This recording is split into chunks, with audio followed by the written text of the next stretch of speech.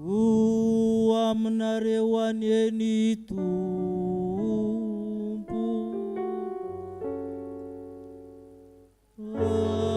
areo amin'ny fanahina.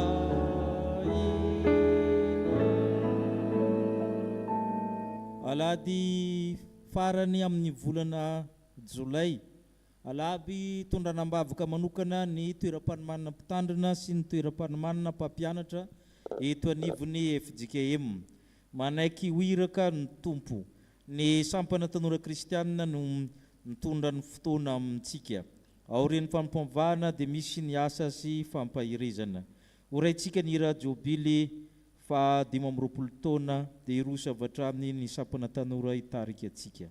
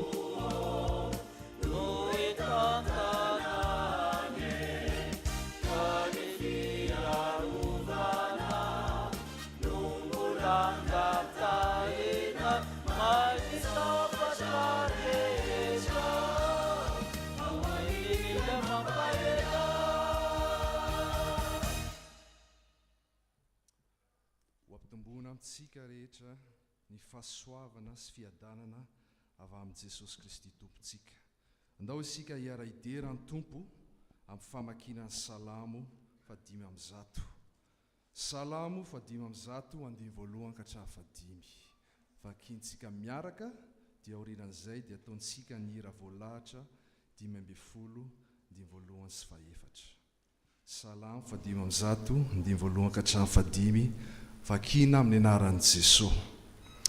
Miderany Jehova miantsoa ny anarany, atao fantatra any amin'ny firenena ny asa. Mirao azy, mankalaza azy, saintsainy ny fahagagana rehetra ataony.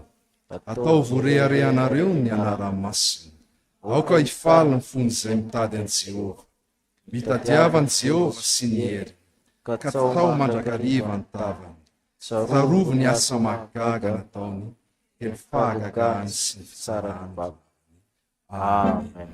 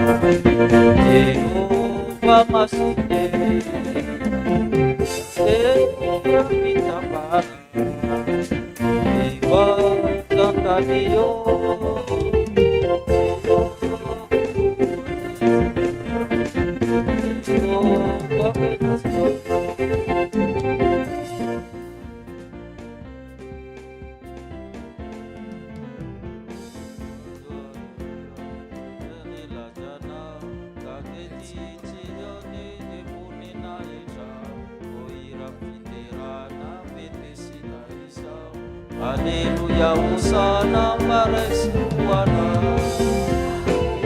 Iankalaza, Itombulebe, Bafenu Eliata, Jehovah Masih,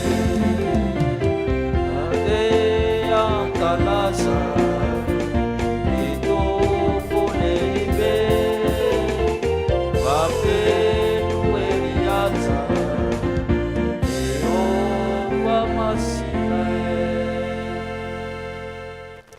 Iarivavaksika. Andriamanitra rainay eo mbola feno fisaorana anao izahay amin'ity maraina ity.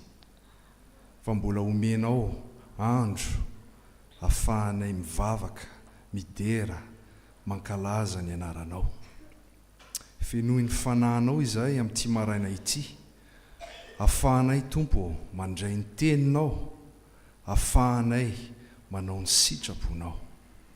Ary ny asan'ny maizina izay manelingelina anay rehetra rehetra dia roasinay amin'ny anaranao zany Jesosy Kristy Tompo. Aoka izao fotoana izao Tompo, ho feno anitra, feno fankasitrahana ho anao. Ary mba ho feno fifaliana izay andray ny teninao, ary indrindrina koa ankalaza sy hideranao. Ary zany vavaka izany Tompo, tianay ankambanay amin'ny vavaka nampianarinao manao hoe rainay izay an-danitra, nasina ny anaranao, ho tonga ny fanjakanao, atao ny sitraponao ity an-tany tahaka ny an-danitra. Menany izy anasazonay, ary mamelany elikay tahaka ny mamelana izy sy mitatanay. Raisa mitondra ny fakapanana, amafahany amin'ny ratsy, manao fanjakany sy ny hery, ary voninahitra mandrakizay. Amen. Mahazo ny toerana ny fiangonana.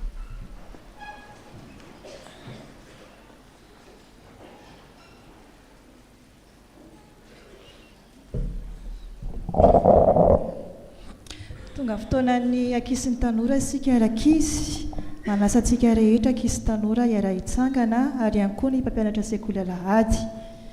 Iaraka iretina ny hira fa 3:30 isika ny anjiny fahatelo.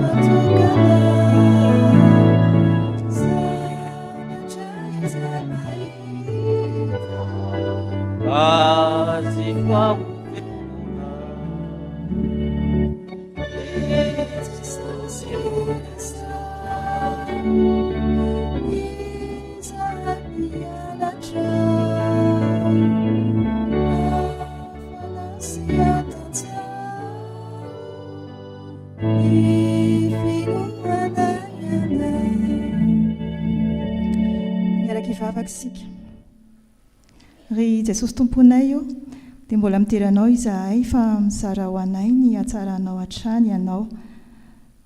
Saotra fa mamelona anay ianao amin'ny alalan'ny teninao, ankehitriny dia vonona izahay hiaino izany izay ho lazainao aminay ko hazava ao amin'ny fanahinao izay mpanomponao. Amin'ny anaranao Jesosy Kristy, amen. Afaka mipetraka isika. Sokafin'ny baibolinareo ao amin'ny Romanina toko 7:20.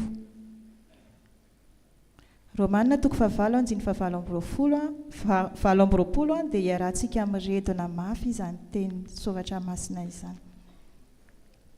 Amin'ny anaran'i Jesosy, ary fantatsika fa ny zavatra rehetra dia miara-miasa soa izay tian'Andriamanitra dia izay vao antso araka ny fikasany rahateo. Amen.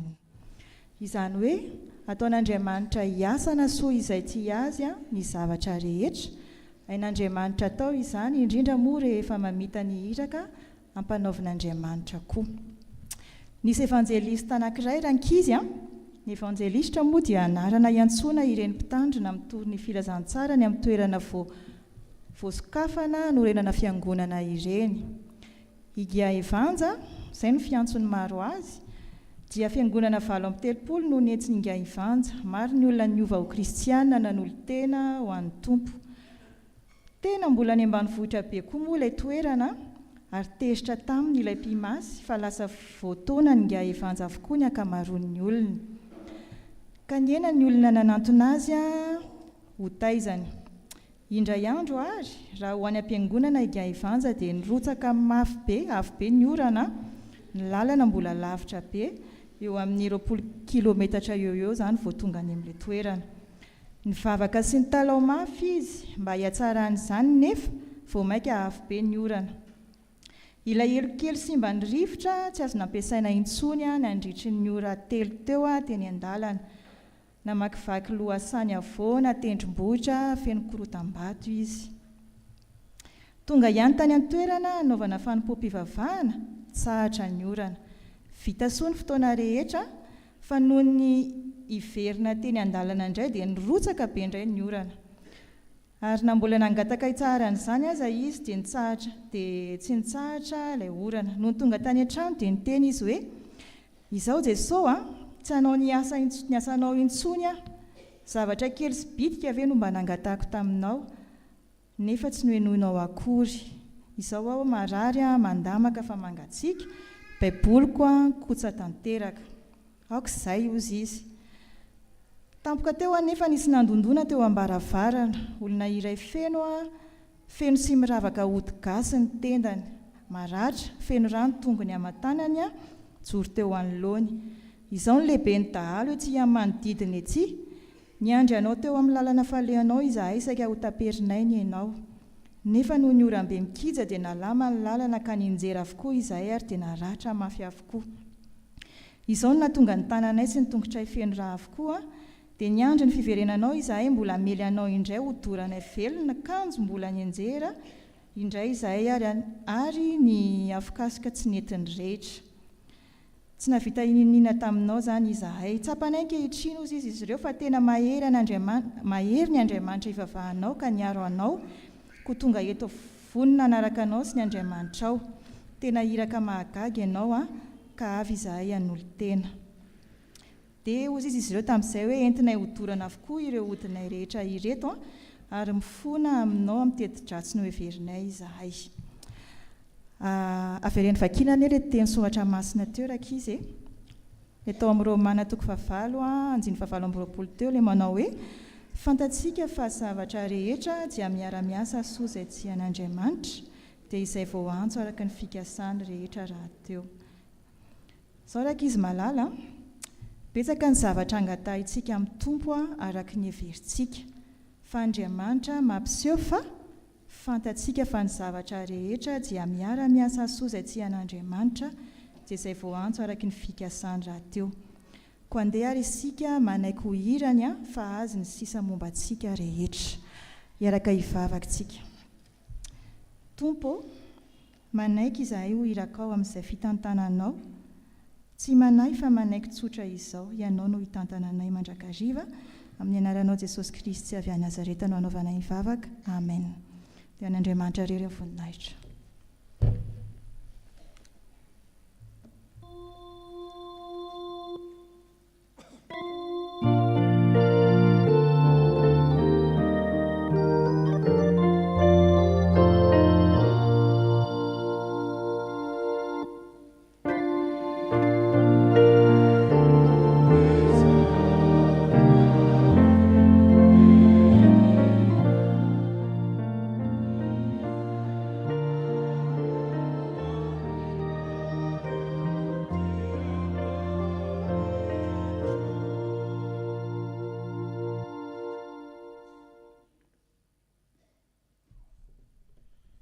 Iaraka maksien'ny teny soratra masina isika.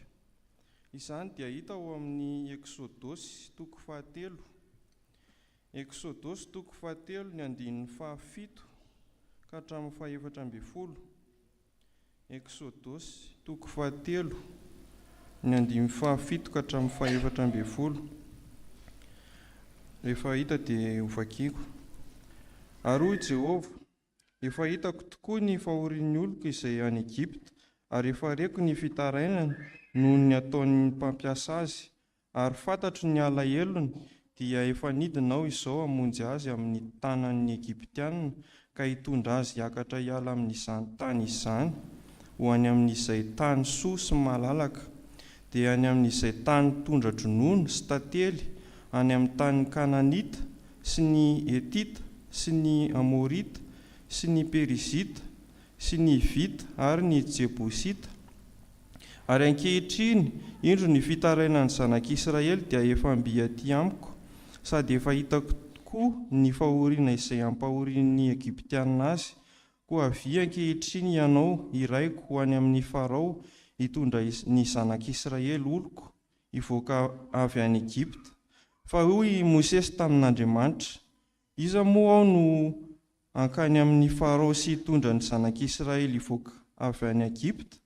Ary hoy izy, omba anao tokoa aho, ary izao no famantarana ho anao fa izao no efa naniraka anao. Rehefa entinao mivoaka avy any Egypta ny olona, dia nompo an'Andriamanitra eto amin'ity tendrombohitra ety ianareo. Ary hoy Mosesy tamin'Andriamanitra, indro rehefa tonga any amin'ny zanak'Israely aho ka manao aminy hoe, Andriamanitry ny razanareo no efa nanirakay ho aty aminareo, ary anao amiko hoe kosa izy, iza moa no anarany, dia ahoana no avaliko azy? Ary hoy Andriamanitra tamin'i Mosesy, izao izay izy hatr'izay ka ho mandrakizay. Ary hoy koa izy, izao no lazainao amin'ny zanak'Israely, izao izay izy no efa nanirakay ho aty aminareo. Dia mbola tohizantsika ny famakiana ny teny soratra masina arak'izay hita ao amin'ny Timoty 2:4 raisina amin'ny 1 ka tsatraka hatramin'ny 9.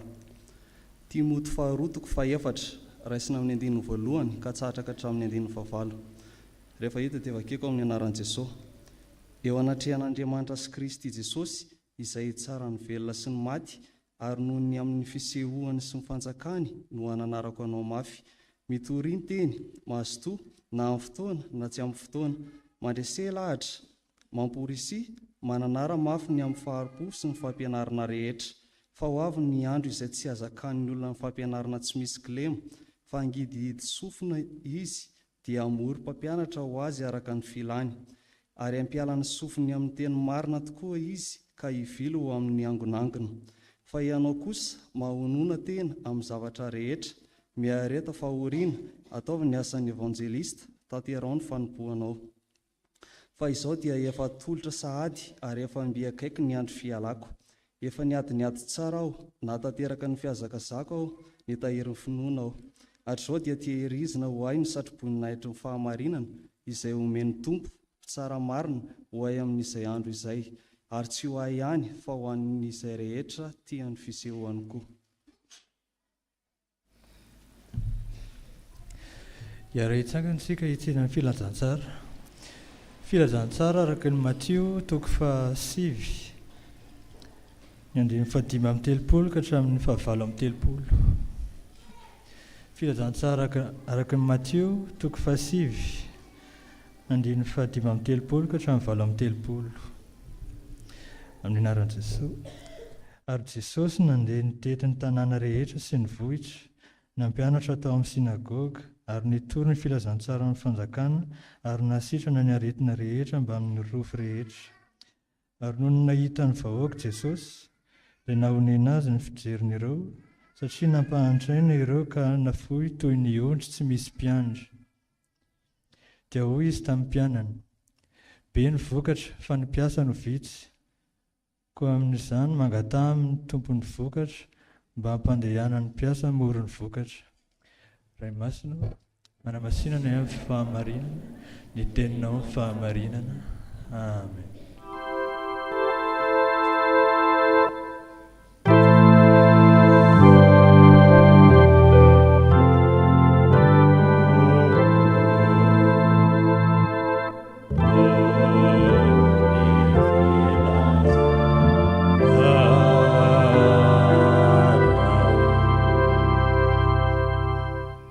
Vavaka sika ry Jesosy Kristy tomponay andeha hotoriana aminay izao ny teninao ka aoka anie ny sitraponao irery any no ren'ny sofinay, dia tsy anakery tsy anapahifana aminay Tompo ny asa fanelingelin'ny devoly, dia izany vavaka izany Tompo dia ataonay amin'ny anaranao Jesosy Kristy irery any. Amen.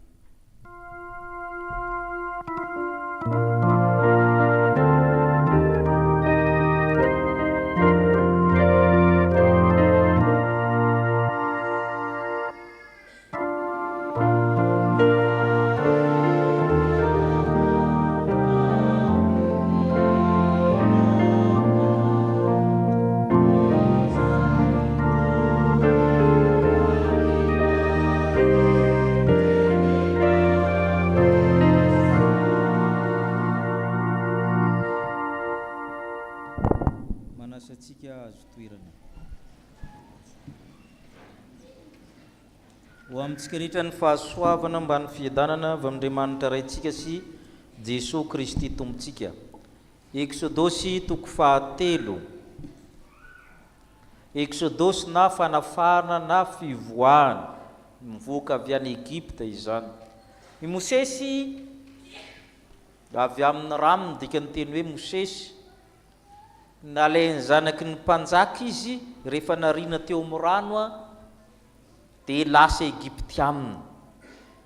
Olona roa ny lasa Egyptianina ao amin'ny tantaran'ny Israely, ny ray Josefa, ny ray Mosesy. I Mosesy dia nianatra. Ny Egyptianina zany anisan'ny olona nanana civilisation tranainy indrindra ety an-tany. Hitantsika amin'ny alalan'ny piramida zany sy ny takan'izany. Ireo zany tamin'ny andro taloha zany dia voaporofo fa mpahay matematika zany reo hatry ny ely. Ireo zany efa nalala siansa maro samihafa, anisan'ny firenena nahay nanoratra voalohany ideogramme izy nareo na hieroglyphe izay ilazanareo azy. nanam-pahaizana zany Mosesy, saingy nisy nampatsiaro azy fa izy tsy dia Egyptiamina fa Hebreo na Israely, satria ny olona nampinono azy a dia ny reniny aminy taratarena zany amin'ny sekoly alahady, niditra izy mpiasa an'le mpanjaka vavy a, zanaky ny mpanjaka io tsy niteraka dia nalainy le zaza dia tadiavo mpitaiza ozy izy, dia le olona naka fetsifetsy ny reniny aminy taiza azy, ko mazava ho azy ny reniny aminy taiza azy a, nampinono azy a, dia tsy maintsy ny ampianarina izy ny aminy hoe iza tsara i Mosesy. Eo zany safidy voalohany hijanona ho zanaky ny mpanjaka ho Egyptiamina, ho prince ao anatin'ny lapa, sa hiaraka amin'ny vahoaka zay andevo ary ivela amin'ny tanàna. Miainga avy any mihitsy zany ny safidiny Mosesy zany. Dia ny safidy izy hiaraka amin'ireo vahoaka ireo, fatatsika fa niady izy namono olona mihitsy a, dia voahenjika dia nilefa izy, nilefa tany a ny niona tamin'Andriamanitra. Ary izay no iraka zay a no resantsika, vy ankehitriny ianao irahako izy Andriamanitra. Tsy nanaiky aloha Mosesy fa nisy ady varitra natao zany, nefa araka ny tenintsika hoe ny fatra-pandahy ihany no manaiky avy eo. Zavatra roa nandresen'Andriamanitra lahatra azy amin'ny iraka io. Ny voalohany, Andriamanitra manaiky raha, Andriamanitra mamonjy ny vahoaka, Andriamanitra mihitsy zany maniraka ny tenany, ary matetika diny io izy zany no maniraka. Hitantsika zany manompo amin'ny dininy 7 hatramin'ny 9. Vakitsika ny andininy 7 hatramin'ny 9, andininy 7 no vakitsika, andininy 7 ihany amin'aran'ny Tompo manao hoe aro Jehova, efa hitako tokoa ny fahorian'ny oloko izay any Egypta, ary efa reko ny fitarainany noho ny ataony mpampiasa azy. Eny fantatro ny alahelo, izay dia efa midina azy zao hamonjy azy.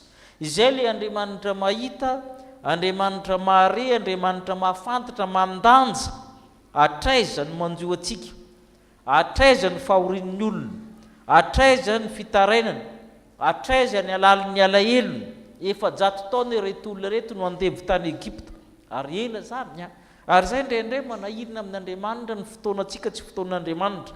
Anatin'izany izy mahita foana, matetika tsika rehefa hiara-pahoriana sy tahaka izany hoe tena tsy mihaino mihitsy hoe Andriamanitra io. Aza adinoina fa ny zanak'Israely efa 100 taona izay vao namaly izy hoe hitako ny fahorian'ny oloko any Egypta, reko ny fitarainany no nataony mpampiasa azy, fantatro tsara ny alahelony, efa midina azy zao a amonjy azy. Ary zay le Andriamanitra midina, Andriamanitra mihetry mba hampiakatra ny hoentiko miakatra ireo izy any amin'ny tany, andininy 9, tany soa malalaka, tondra-dronono sy tantely. Andriamanitra noroaka firenena maromaro mba hipetrahany zanak'Israely. Miverina amin'ny teny ihany izy amin'ny andininy 7, vakitsika andininy 7 ahoana ozy izy, ary ankehitriny dia indro fitarainany zanak'Israely dia efa mby aty aminy, sady efa hitako koa ny fahorinana mpahoriana Egyptiana. Tonga any, ary zay le amarinina hoe tena tonga amin'Andriamanitra ve ny fitarainanao.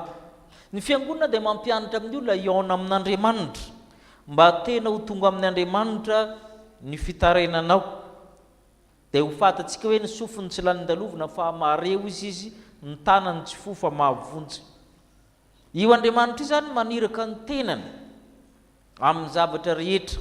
Izy no miainga aloha, tsy dia Andriamanitra tonona loatra fa izy no manatona aloha.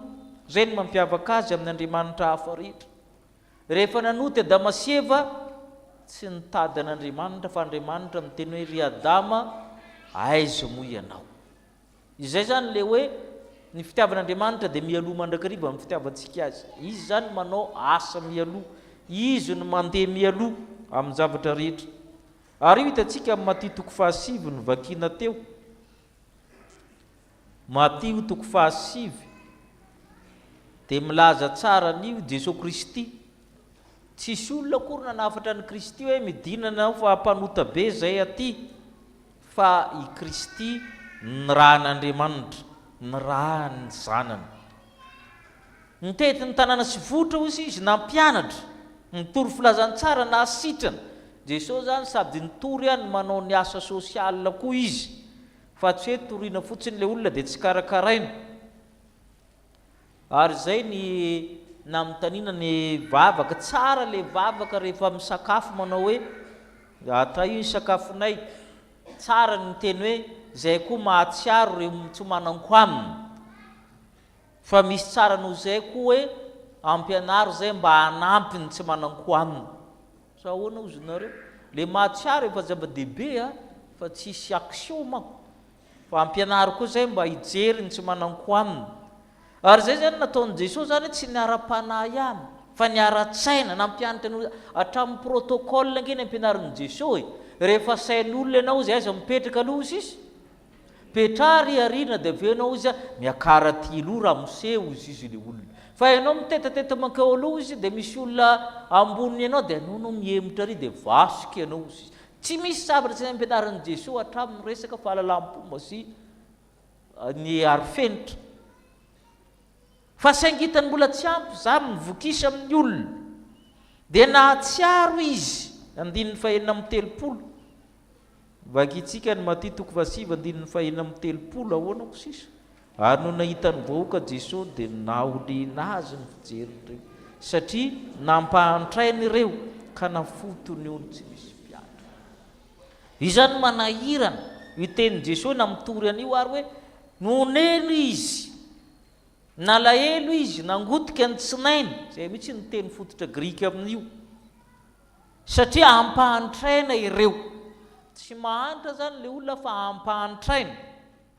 Ary io teoriana zanay izy io ataon'ny mpahay-toekarena hoe ampiveloman'ny olona ny arena eto amin'izao tontolo izao, nanomboka amin'ny androna Damasieva mandrika ankehitriny mbola ampy, fa ny fitsanjarana azy no tsy mety. Ary misy matonona ato misy matovoky. Ny ariana fotsiny satria midina ny vidin-javatra, arindry zareo fotsiny ny sakafo sy ny sisa mba tsy ampidina ny vidin-javatra. Fa tsy alefany ana aminao le izy satria ny vidiny tsy midina. Système international zany, aleon'ny zareo manary an'iny, toy zay mampidina ny vidin'iny na manome ny hafa. Misy karazana fampahantrana maro, fanamakana maro eto anivon'izao tontolo izao. Ary ny tsapan'i Jesosy hoe nafo tahaka ny tsy misy mpiandry izy. Ny zavatra tokony hampanaovana zavatra hafa, hampanaoviny olona zavatra hafa. Manjary tsy ampy foana ny zavatra, tsy ampy foana amin'ny mpitandro filaminana, tsy ampy foana satria misy zavatra mifandiso atao eraky n'izao tontolo izao mba hahatonga azy tsy ampy. Ary zay no manahirana satria raha mijery ianao ny fitongolanana ety an-tany, raha ianao ohatra hoe mangataka visa ianao pastera sy takan'izany sahirana, fa ary-zalahy mpifokarongony sady mena maso mangataka visa mahazo izy satria kultura hono. Dia reny zany passeport ny lara visa amin'ireny ka hitanao azy fa ianao sahirana fa zalahy lasa foana miaraka amin'ny amponga be mena maso miditra amin'ny ambasady io zay roa mahazo visa. Ary rehefa amin'ny toerana sasany koa fantatsika tsara fa le olona miditra ankerina amin'ny toerana anankiray, amin'ny tany anankiray, tsy fahamarina maneran-tany zany, dia vonjena mena hanina miditra ny Croix Rouge, nefa izy ary miditra ankerina amin'ny Detroit, avy any Italie sy ny takan'izany Espagne. Fa ianao mangataka visa andeha hianatra, ianao tsy mahazo. Fa le olona ankerina manana zo, nefa matoa miditra ankerina zany olona ratsy sa olona tsara. Hitanareo ny fitongolanana maneran-tany, zay tsy deresahana loatra fa mety hahafaty hoe mitongilina amin'ny ny olona ratsy miditra ankeriny, manana zo karakaraina. Manana zo izy rehefa kelikely eo omena zom-pirenena. Fa ianao miditra ara-dalàna tsy mahazo ianao. Dia manao acte de manko mifanao manao acte de bravoure kelikely dia mahazo nationalité. Iny efa mifanao mahazatra manko. Ary zay le hoe misy karazana fitongolanana maro na amin'ny système international na amin'ny toerana kely ataonareo hoe microsociologie feno fanambakana zany izao tontolo izao ary zay mampahantra ny olona nampahantreny ireo toy ny olona tsy misy mpiandry ny ondry tsy misy mpiandry ho Jesosy ary zay mahatonga Andriamanitra midy namonjy ny vahoakany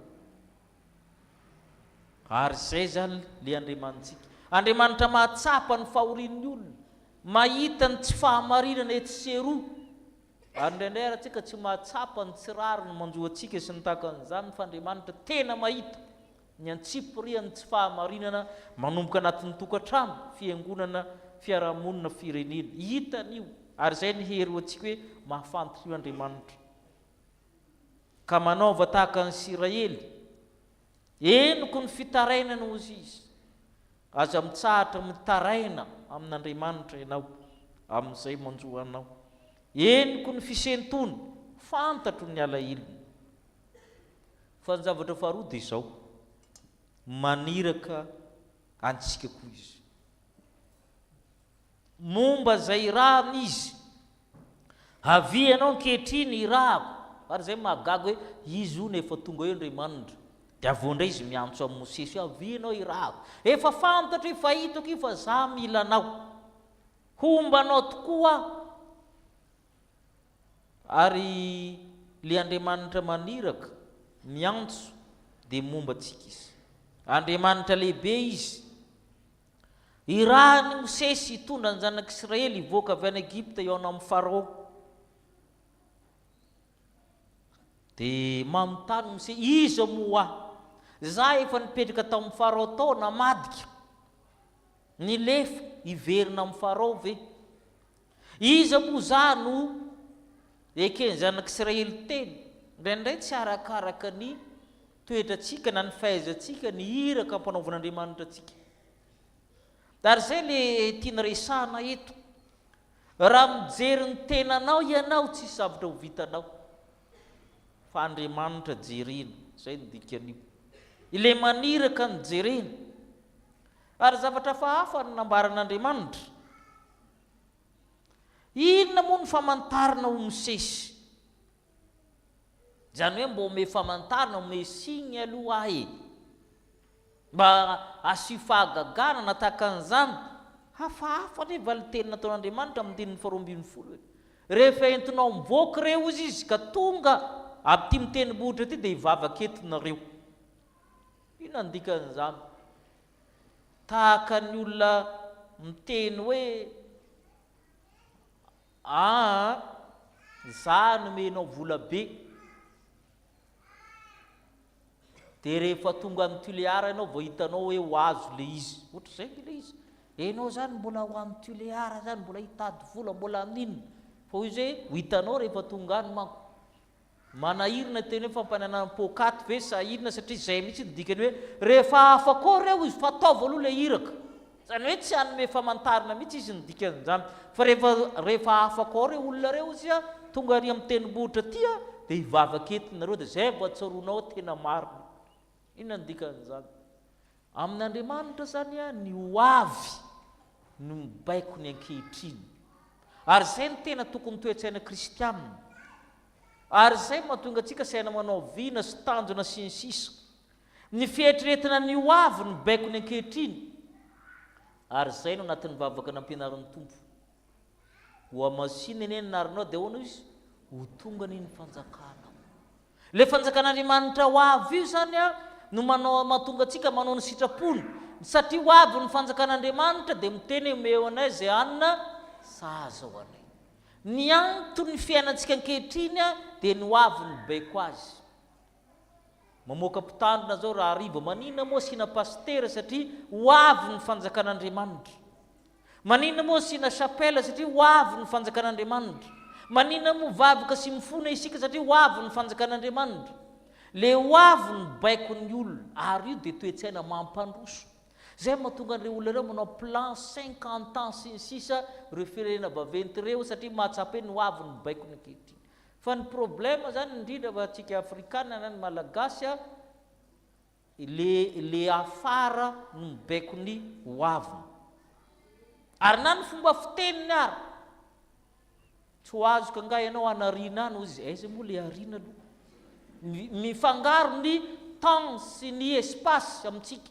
tsy miavaka io le ariana ny aorianao alohako ny volanao anariana ozy izy ary zay mahatonga le volanao tsy alohany le ariana ny passé ary zay mahatonga ny malagasy mamadika satria io ny talohany le razana ary ny malagasy a rehefa misy loza dia milefa mankaiza any anaty ala satria avy tany izy taloha rehefa dona amin'ny tongotrony dia ny reniny no antsoniny satria ny reniny ny talohany malagasy zany mila mihodina 360 degré hibanjina ny hoavy ny passé foana mitondrany azy mbola le kainkaitra eny adipokatra amin'ny androny radama mbola zany foana ny resah dia re tsara fa ny passé no mibaiko ny gasy ny zavatra na ny voambolony ampiasainy milaza ny hoavy azy dia anariana ozy le anariana ny ondamosiny ao fa Andriamanitra nampitodika amin'izay rehefa tongany ianao ozy izy dia ho hitanao fa hivavaka nareo amiko zany hoe zavatra mbola ho avy zany ary raha vao tsy manana toe-tsaina zany tsika mahafaty mora mamofo satria ny passénao ny nandanjanao ny fiainanao a tsy lasa lavitra ianao ary zay mahatonga ny olo mamony tena diso fanantenana izy le olona ny araha am'tesy mitanisany passé mankany izy a tsy afaka mitodika ny ho avy a dia mamony tena izy mavesitra loatra ny lasatsika hoy Andriamanitra hoe rehefa tongany ianao zay ny zava-dehibe zany kory tsy midika le ankizy anankiray tao aminay tsy adiniko ny izy rehefa mba mijoro vavolombelona dia ozy izy fa tsy tononoko avantotrareo hoe ny anany isany mba nazotana ny anitra sekolalady ozy izy a satria dadaray miteny hoe rehefa nandanitra misy kalobe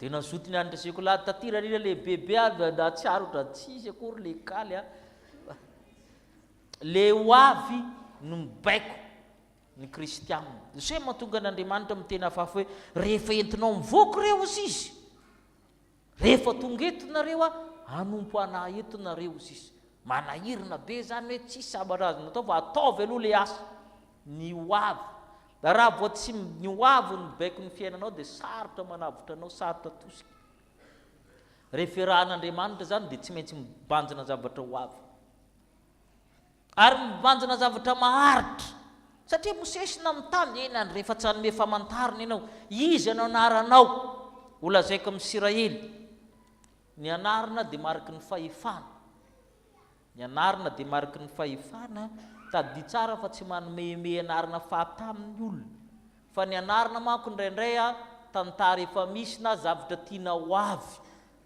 zavatra tiana ho avy mba atao hoe raha le hendry zany amin'izay mbo hendry raha ataon'Andriamanitra olona iray aman-dreny zany anaranao mbo izao fa zavatra tiana ho avy aminao ny anarana zany dia manambara fahefana manambara zava-misy manambara zavatra ho avy koa ny anarana dia hoentoka amin'ny zanak'Israely ina navaliko azy izaho zay izy vakitsika hoe nanarin'Andriamanitra mandiny fa 770 ahoana ozy izy ary hoy Andriamanitra tamin'ny Mosesy izaho zay izy hatrisay ka ho mandrakizay ahoy koa izy izaho zay lazainao amin'ny zanak'Israely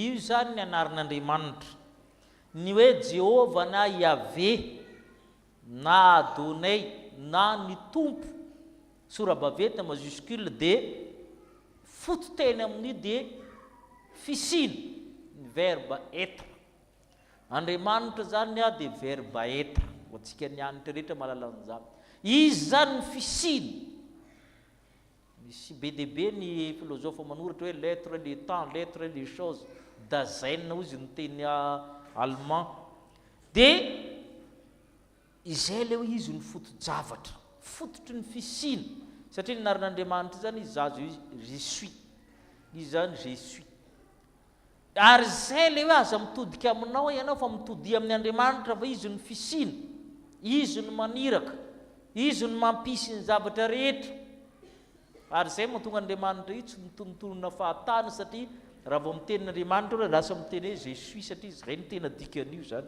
izaho zay izy izy ny mampisy ny zavatra rehetra, anarana hafa mihitsy zany ny anarana. Dia eo zany ny anterantsika amin'ny zavatra rehetra hoe izy ny fototro ny fisiany zavatra rehetra. Izay zany izy zany ataonareo hoe ny teny hoe existence, ny fisina ny fototro amin'ny zavatra rehetra zany dia Andriamanitra. Miainga amin'io zany ny zavatra rehetra. Zay ho izy ny anarako izy Mosesy entoany. Zay ny dikany hoe Jehova, ny fisina, zay ny dikan'izay. Ka io Andriamanitra io no maniraka antsika amin'izao tontolo izao, ampahantraina ny olona. Ary Andriamanitra io tsy mifidy rehefa maniraka. Tadidy tsara ny le tovolahy kely ny teny hoe mitenena Jehova ao fa miaina zay amponao tamin'ny Samoely. Tamin'ny Jeremia izy ny tena aza manao hoe mbola zaza, fa rehefa maniraka izy dia maniraka satria izy ny tompon'ny fisina, izy ny mampisy anao. Zay ny zavatra ataony zany. Ary zay mahatonga ny Paoly apôstôly ny tena amin'ny Timoty faharotoko fahefatra hoe eo anatrehan'Andriamanitra Jesosy Kristy hitsara ny velona sy ny maty noho ny fisehoana sy ny fanjakana. Zay le fanjakana mbola ho avy mitoriny teny mananara na amin'ny fotoana na tsy amin'ny fotoana, mampirosy mananara mafy. Zao koa nefa nozy izy tahaka ny tamin'ny andro Mosesy aby, ho avy ny tsy hainon'olona anao, manahirina koa zany. Ho avy ny andro tsy azaka amin'ny olona ny fampianarana tsy misy kilema, alen'ny olona zany mifindra mamoro mpampianatra ho azy. Zay ny mahasarotra an'io. Indraindray tsika fiangonan-dehibe miteny hoe manina moa tsy akatona ny fiangonana sasany fa hita fa tsy ka le izy safidin'le olona koa neny mankany manahirina an'io hoe akatona zany fa fiangonana hafahafa manambaka manahirana satria safidin'ny olona le izy. Ho avy ny andro tsy azaka amin'ny olona ny fampianarana tsy misy clé moa izy angididy sofina izy amoro mpampianatra ho azy. Le olona mihitsy misafidy hoe ity tiany arahany dia tsisy zavatra azonao tao indraindray. Ampivily ny sofina izy amin'ny teny marina ka hivily amin'ny anganongana amin'ny zavatra tsisy dikany. Ary teny hitanao mihitsy hoe tsisy fotony tsisy dikany le zavatra ivavaha amin'ny olona fa dia izay le izy. Tahaka le anankiray miteny izy moa ny anarany avotra teo izy dia dia efa agagana be fantatrao amin'ny anarany avotra ozy izy sa mahafantotra ozy izy dia miteka amin'ny olona efa misy hoe avotra le teniny. Manahirana zany ary nandeha be zany sary zany raha matadidinareo hoe dia manaraka amin'ny olona. Zay oitosy ao le misoratra hoe nirakitra tompoko dia 2 miakatra ihany amin'ny varavaran'le fiangonana dia manaiky ny olona. Ka zay ho Paoly apôstôly zagaga mizamy fa ny anao ataovy manona tena miareta fahoriana ataovy ny anjana evanjelista. Maniraka atsika amin'ny tompo na kely anao na lehibe amin'ny zavatra rehetra na fianarana na inona mila anao ny firenena mila anao izao tontolo izao. Sahirina amin'ny olona mitsaotsaho foana miteniteny tsisy zavatra azo tokisina tsony ny fiarahamonina iainantsika na ny sara lefa ny olona sy ny sisa tsisy. Efa mihoatra ny 700 ny zavatra lefa nareo mitambojotra dia diso avokoa amin'izao. Efa vitan'ny zalahy koa efa mpiandry hafa koa ny lahatra tary amin'ny 13 mai mitoeran'ny olona efa vitan'ny zalahy sary koa ny efa olona hafa koa lasa mpiandry any amin'ny sary rehetra any. Feno fitaka izao tontolo izao ary zay le teny anjao ampahantraina amin'ny olona. Ampahantraina amin'ny olona. Tsy misy sivana hoe ny ankamaroan'ny vahoaka ny mbola tsy malala hoe zavatra tsy marina le efa mitambajotra. Zay no manahirina hoe zay mahatonga ny firenena sasany sakanana io. Ianareo mahafantatra tsara fa misy firenena tsy mampiditra ny FB io. Misy firenena tsy mampiditra an'io fa hafa ny azy satria betsika loatra ny zavatra tsy manjary ao anatiny ao. Dia reny nefa mampahanitra amin'ny olona ny ankamaroany amin'ny fanambakana sy ny sisa. Ny varotra sy ny sisa dia mandeha foana hoe ity ny entana farany dia ity ny tonga tsy izay moa sary tsara be le efa tonga aminao zany izy manatitra fotsiny le mpanatitra zany hoe porter izy io le izy fa loavo le vola efa lasa loha. Feno fanambakana izao tontolo izao amin'ny zavatra rehetra.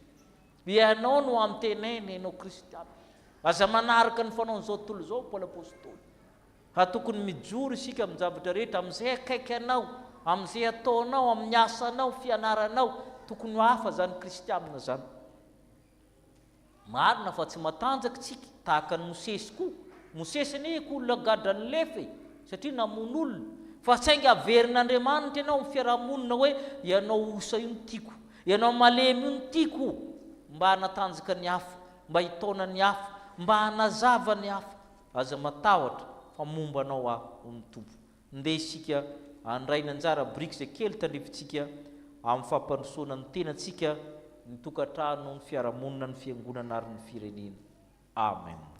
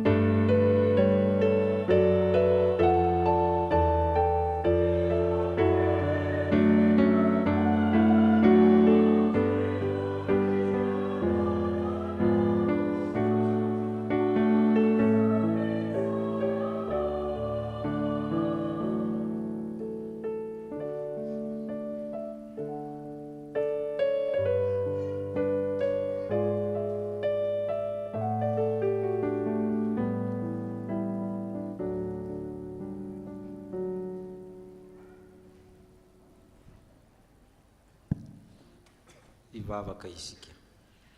Misaoranao zay tompony amin'ny teninao zay teny velona, mampianatra anay ianao fa ianao mahita ny fahorinay, midina mihitsy ianao, mahatsapa ny alahelo-nay, mandre ny fitarainanay.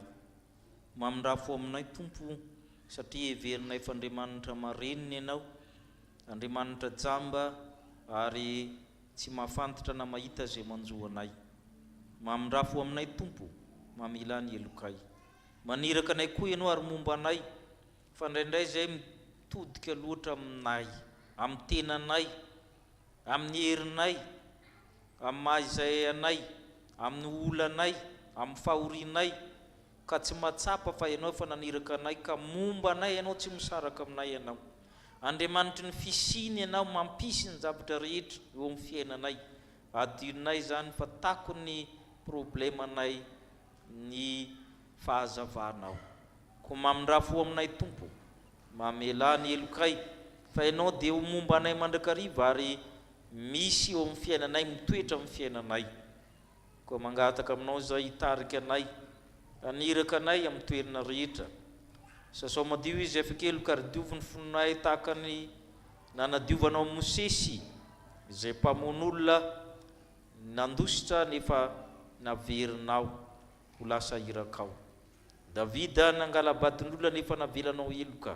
Sy ireo maro hafa koa izay koa dia tsy masina noho ireo. Na marina moatra ny sasany fa mahampanota-nay mihitsy nanantonanay ianao mba hanasanao ny fahotanay. Eno ny vavaka mangindra sandratray fa ho tonononay tsirairay avy ny fahotanay.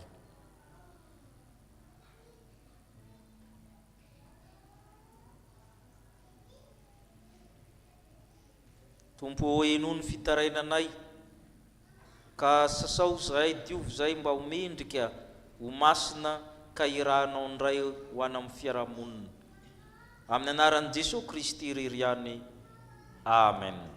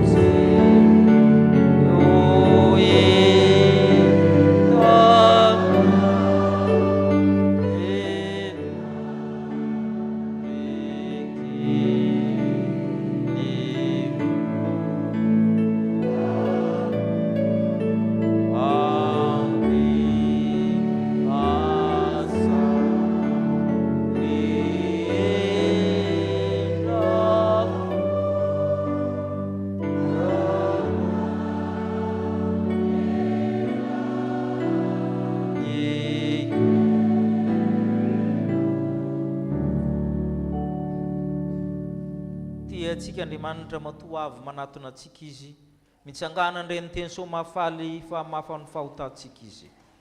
Ho ny tompo amintsika. Aza matahotra ianao fa momba anao aho, efa niantso ny anaranao ahy ianao. Raha mita ny rano ianao dia omba anao aho. Raha mita ny ona ianao tsy hanafitra anao izy.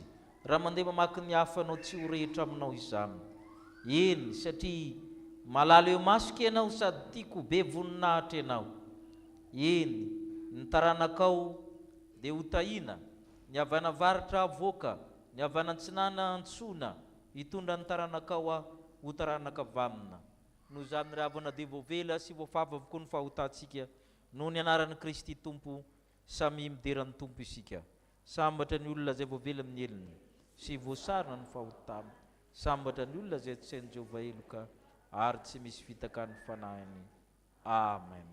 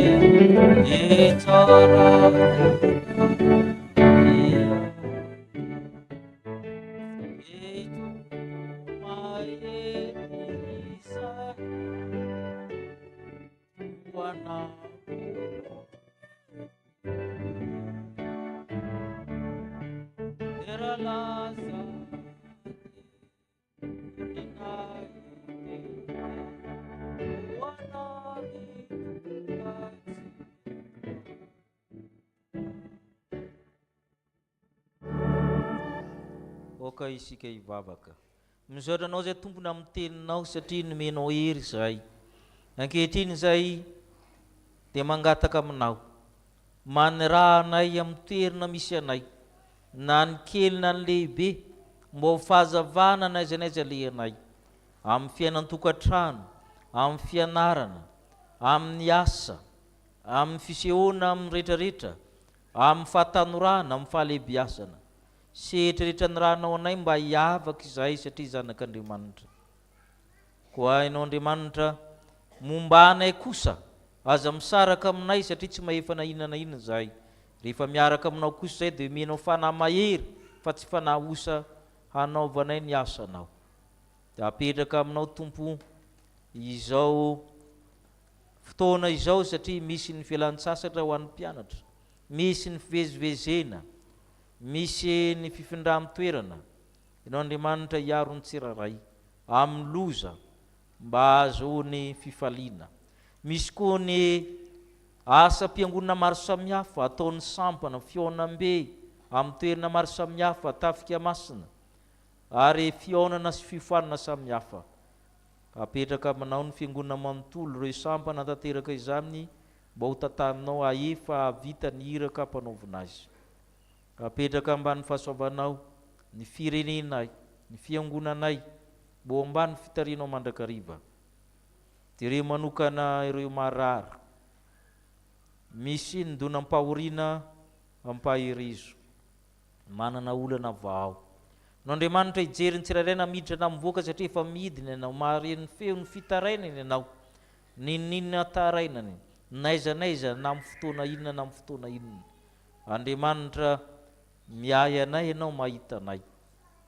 Maniraka olona ianao hifanampy aminay ary izay koa dia irahinao. Mpafantaro anay ny iraka ampanaovina anay isan'andro isan'andro. Apetraka ambany fahasoavanao Tompo ny olona rehetra na manao ahoana namoana ny toetrany zanakao izy ireo. Mahalala amin'ny tokony ataonao ianao amin'ny zavatra rehetra ka isaoranay sahady ny valim-bavaka omenao anay. Amin'ny anaran'i Jesosy Kristy irery aminy. Amen. Ndeha isika aneo ny fanakemponoana, dia ny fanakemponoana araka ireo vavolombelona izay ataontsika mifamaly manao hoe manambara ny fonoantsika ny Jesosy Kristy isika araka ny tenin'ny Jaona mpanao batisa manao hoe indro ny zanakon'Andriamanitra izay manaisitra ny fahotany zao tontolo zao, sy araka ny teniny ataon'ny Andrea hoe efa nahitany Mesia izahay, sy araka ny teniny nataon'ny Natanaela hoe Rabio, ianao ny zanak'Andriamanitra, ianao ny mpanjakan'ny Israely, sy araka ny teniny nataon'ny Samaritanina hoe sy araka ny teniny nataon'ny Petera hoe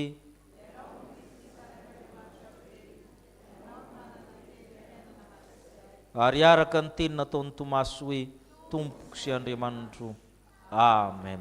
Ipetraka amin'ny fifaliana isika. Misy ny fandraisana fanasa amin'ny Tompo dia io mampana amin'izany isika hitsangana ny mpanay fanasan'ny Tompo rehetra sy ny olona rehetra mieritreritra ny atokana amin'ny volana Aogositra tia eo ampitoerana ihany 290 ny andinin'ny faharoa oraina ampitsanganana.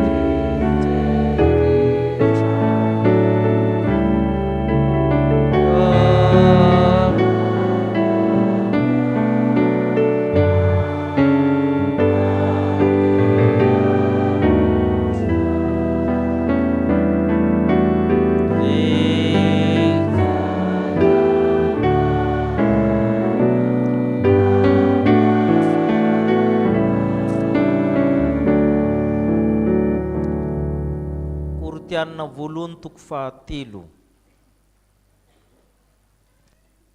Na voalohany toko fahatelo ny andininy fahafolo hatramin'ny fahafito ambin'ny folo. Kortianina voalohany toko fahatelo ny andininy fahafolo hatramin'ny fahafito ambin'ny folo. Itsika rehetra hiara-maky an'izany manao hoe araka ny fahasoavan'Andriamanitra no mena tahaka ny fanampitaha marika mahay nanaovako fanorenana ary niafana ny rafitra teo amboniny nefa naoka ny olona rehetra hitandrina izay rafiny eo ambony fa tsy misy mahay manao fanorenana hafa afa-tsy izay natao dia Jesosy Kristy. Raha misy mandrafitra volamena na volafotsy na vato tsara na hazo na boza na mololo ambonin'ny famorena dia aseho avokoa ny afo rehetra. Fa ny andro na miseho azy, ny andro na miafo izany amin'izany, ny satria miasany raha maritra miasany dia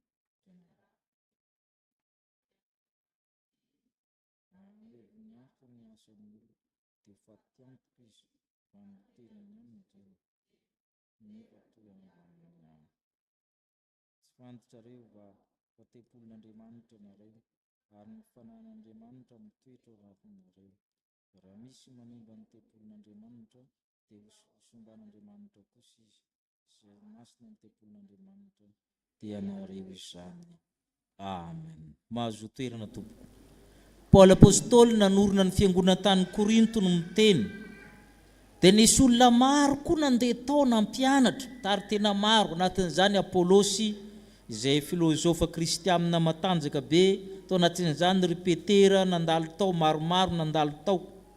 Dia nampitandro ny Paoly, zaho izy tahaka ny architecte mpitaha marika mahay, mandrafitra ny fototra zany hoy izy dia Jesosy Kristy. Itsika rehetra zany dia mandrafitra na kely na lehibe. Tsy misy olona tsy mandalo ety ambony tany ka tsy mametraka zavatra, fa inona napetraka ao tsara sa ratsy. Fa ny fototra hoy Jesosy Kristy, apetrao amin'ny zanakao io, apetrao amin'izay rehetra ataonao io fototra io. Fa rehefa vita io fototra io izy Jesosy Kristy napetrako taminareo Paoly apôstôly, tonga amin'izay ny olona mametraka zavatra ambonin'iny Ary zavatra tenen'ny Paul izy zany dia misy degré na ambaratonga midina miaratsy andininy faharoambin'ny folo hoe veritsika hoe ary raha misy mandrafitra inona ny voalohany izy volamena manaraka dia manaraka dia manaraka dia manaraka dia inona ny hafarana ozy izy eo zany tsika zany nous sommes des baptiseurs inona ny mba narafitrao tamin'ny zanakao tamin'ny fiarahamonina tamin'ny fiangonana tamin'ny namanao mandrafitra volamena ve ianao volafotsy ve ianao vato tsara hazo sa bozika sy mololo misy olona zany ety ambony tamy ity zany dia bozika sy mololo ny zavatra mba ataony amin'ny fiarahamonina zay ny dikan'izay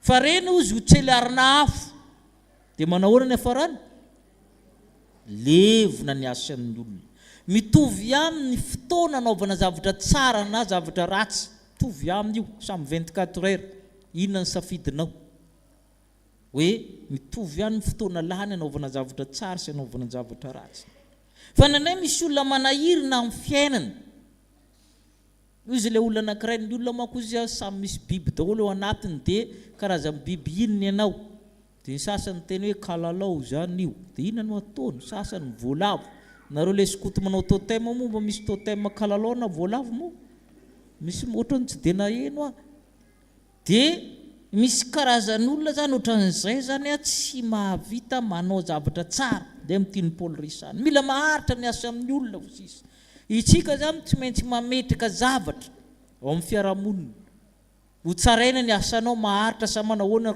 ny asanao dia mirodana ve sa tsy mirodana zay ho tonga Paul za ozy Paul tsy matahatra fa za nandrafitra tena Jesosy Kristy mihitsy narafitra tao dia samy mandrafitra ianareo dia ho hita eo zay may ho hita eo ny asa maharitra itsika zany dia amin'ny fiainantsika andavanandro na tsy miteny aranao dia misy olona mahita misy olona manara-maso misy olona makatahaka anao ary zay le fanorenana inona ny zavatra ampitainao any amin'ny olona zavatra natao aharitra ve sa zavatra mandala fa misy olona manimba fotsiny no Paul apôstôly nareo nge tempolin'Andriamanitra izy raha misy manimba ny tempolin'Andriamanitra dia hosimban'Andriamanitra koa izy ka ianao zany amin'ny zavatra dia ataonao na toeram-piasana na inona ok ianao le mpanao fototra sy mpandrafitra volamena sy vatosoa teny hoe hafa ianao rehefa eo amin'ny fiarahamonina io na tsy miteny ary ianao na tsy mirehare ary ianao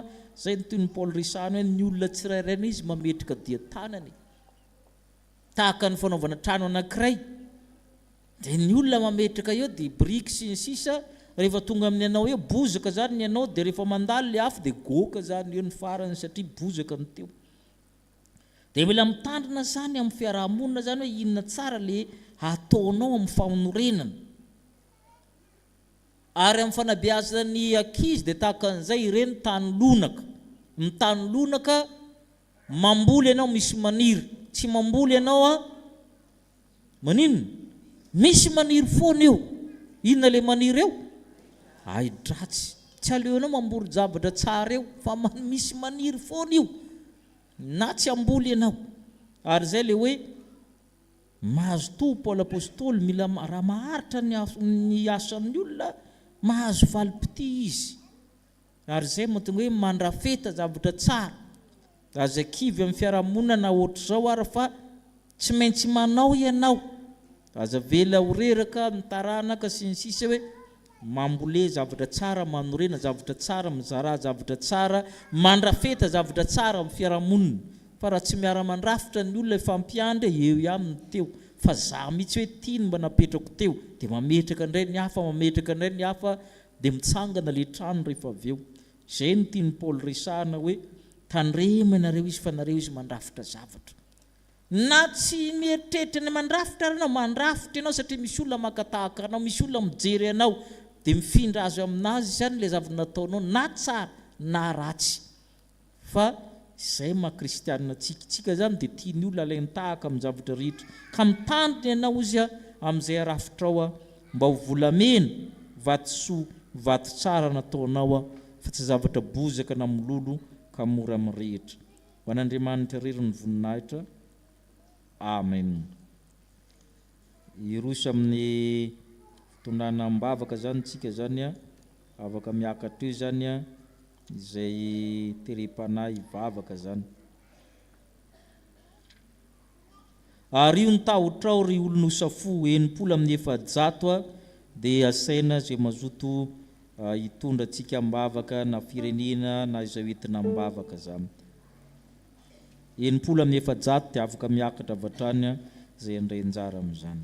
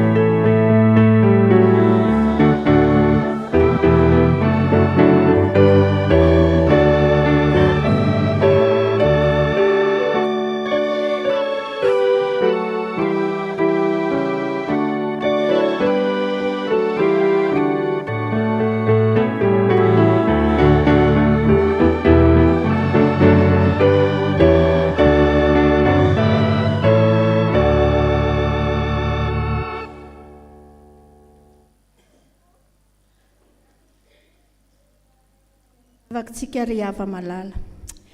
Misaotra anao tokoa izay ry Andriamanitra rainay io, rainay tokoa ianao amin'ny analan'i Jesosy Kristy zokinay.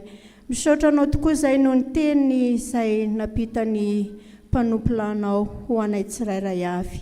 Jesoa, indre tokoa izay mpianakavy ny finoana, tena ataovy ho tena hitodika aminao izay fa sanatria tsy hoe mpivavabavaka ihany, hanala-barakanao. Tena ataovy olonao tokoa izay, ary aza vela ho iverimaina ny fiazakazanay eto amin'ity tranonao ity, satria ny tanjonay Jesosy dia hiona aminao rehefa hatrizay aly eto amin'ity tany fandalovan'ity.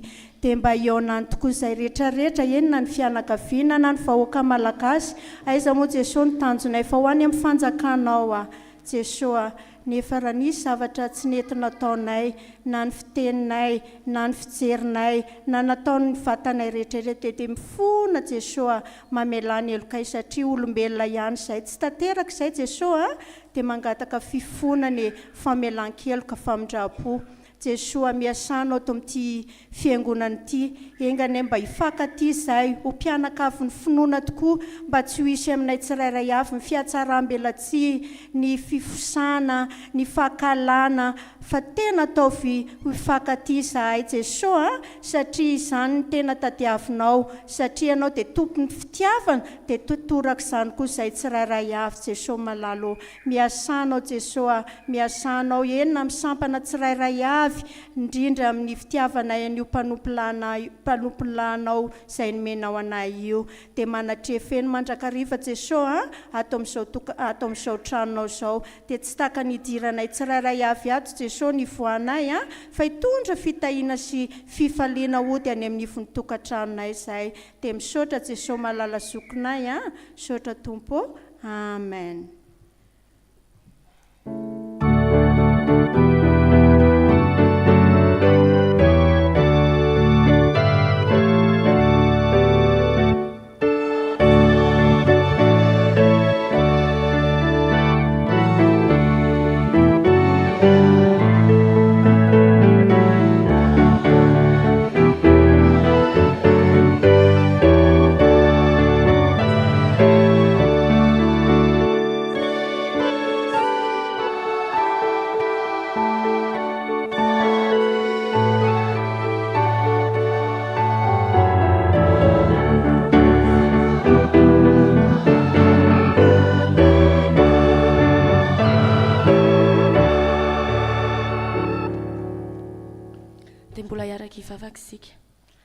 Andriamanitra rainay io, misaotra betsaka anao izay any amin'izao fotoana izay omenao anay izao, ahafahanay miantso ny anaranao, mifampivavaka amin'izao ora sy fotoana izao.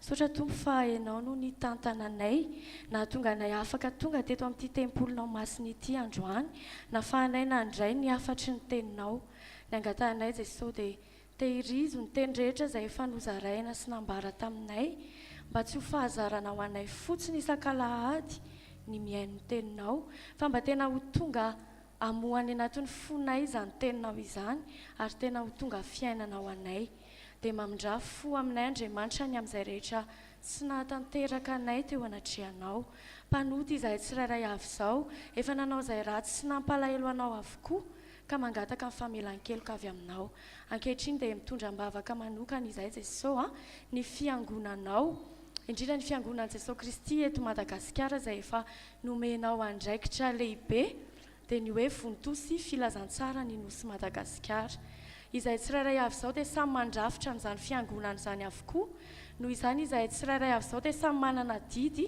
sy andraikitra amin'ny fitoriana ny filazantsara amin'ny ankohonanay amin'ny fiarahamonina misy anay amin'ny firenenay ka dia mangataka ny herinao izahay Jesosy ahafahanay mahatanteraka ny hiraka izay efa ampanirahanao anay aza vela andeha amin'ny herin'ny tenanay anefa izahay fa aoka tena ianao Jesosy Kristy mihitsy no hametraka ny fanahinao aty anatinay ahafahanay manatanteraka an'izany fitoriana filazantsara izany ka mba tena hitondra tena mendrika izahay satria araka ny nambara teo fa na tsy miteny aza ny vavanay dia misy mahita sy misy mandinika ary misy mianatra ny ataonay ka dia tena hitondra tena mendrika tokoa izahay ka tsy hanala-baraka ny anaranao Jesosy Kristy ka dia tena ho fahazavan'izao tontolo izao izahay kristianina andeha araka ny sitrapon'Andriamanitra tsy hanao izay mampalahelo anao Kristy na mampalahelo ny hafa ihany koa fa mba tena ho fitaovana ampiasain'Andriamanitra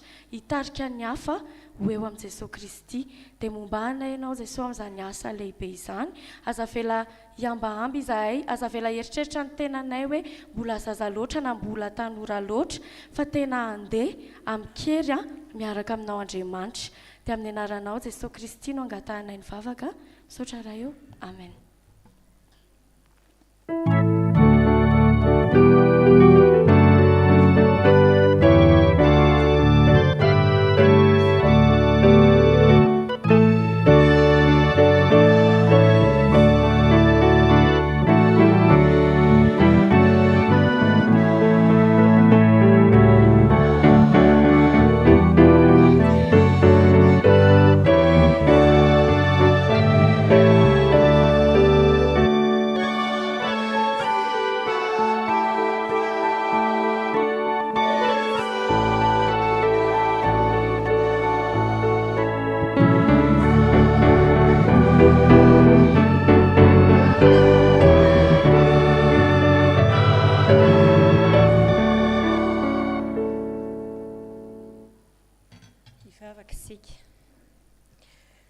Andriamanitra raitsoto amin'ny alalan'i Jesosy Kristy dia ndreto izahay manatrika anao Andriamanitra tsara ianao sady mpanao tsara Andriamanitra lehibe ianao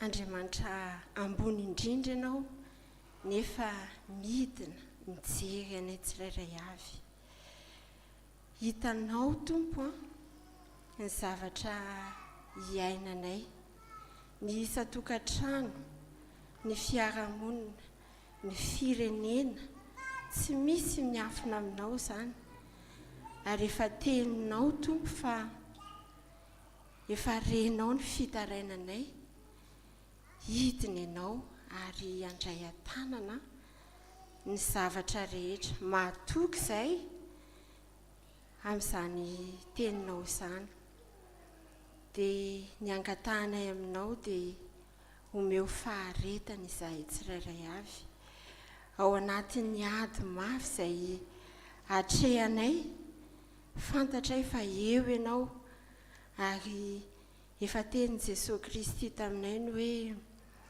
ety amin'izao tontolo izao no ahitanareo fahoriana kanefa matoky fa izao efa naharesy izao tontolo izao dia matoky izay Tompo fa tsy miady rery izay amin'ny zavatra rehetra izay atrehanay ety fa manana fanantenana velona satria Andriamanitra velona ny Andriamanitray ary Andriamanitra efa naharesy izao rehetra izao indrindra fa ny ratsy izany ary matoky izay a fa ny zavatra andalovanay koa dia hamokatra zavatra tsara amin'ny fiainanay izany, ary indrindra mampanantenanay fa vetivety monja ny andalovanay izany a, fa ny tsara indrindra dia fa homaninao anay a any fanjakanao. Tompo a, misaotra fa mitaizanay ianao, anana finoana matotra ary indrindra miorina mafy ao amin'ny vatolampy dia Jesosy Kristy izany. Mangataka aminao izay Tompo, mampahereza ny tsirairay avy ianao ao anatin'ny ady sarotra. Maro ireo olona marary amin'izao fotoana izao, any amin'ny toeram-pitsaboana. Ny hira izay ntononay teo a hoe ario ny tahotrao ry olonosafo, fa izay lazain'ny tomponao a tsy misy tsy ho toa. Aoka ny teninao amelona fanantenana ho an'ny olona rehetra izay marary a sy izay mitsabo ny marary. Ianao Andriamanitra ny tomponay ary andrandrainay sy tokianay a ao anatin'izany rehetra izany. Maro ny manana olana izay tsy tambo tany isaina, fa ianao Andriamanitra dia efa mandray an-tanana, ary aoka ny tokonay a dia ianao irery ihany. Ninonina manjoanay dia aoka hidododo ao aminao izay voalohany indrindra, fa Andriamanitra miasa amin'ny zavatra rehetra ianao sy amin'ny zavatra rehetra. Dia ireny rehetra ireny miara-miasa ahasoa izay rehetra tian'Andriamanitra. Dia mametraka Tompo a ny isa-tokantrano eo am-pelantananao. Anao ny haja, ny voninahitra, ny dera amin'ny taona rehetra, mandrakizay mandrakizay. Misaotra indrindra Tompo. Amen.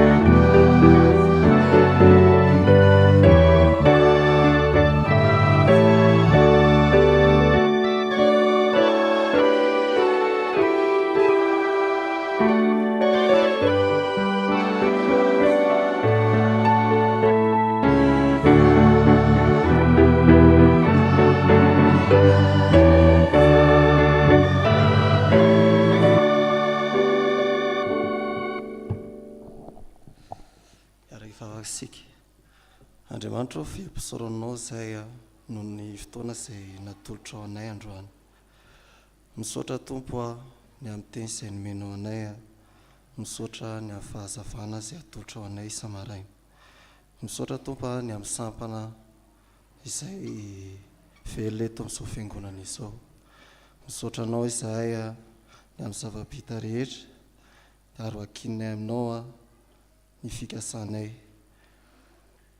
Andriamanitra mamarana ny volan'ny sampana, ny sampana tanora kristiana ny amin'ity andro androany ity.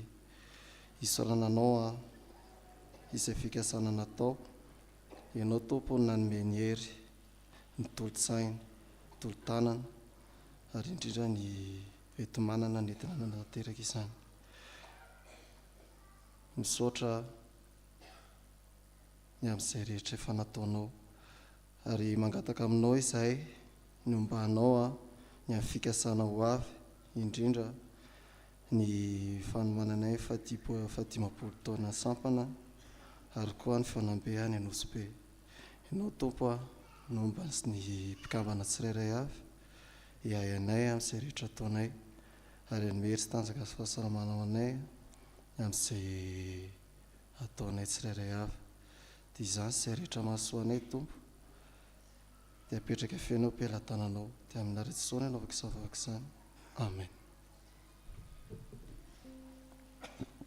misaotra antsika rehetra ny ombam-bavaka dia mangataka sy hoe zava-maneno fohy tsika dia roso amin'ny vaovaon'ny fiangonana.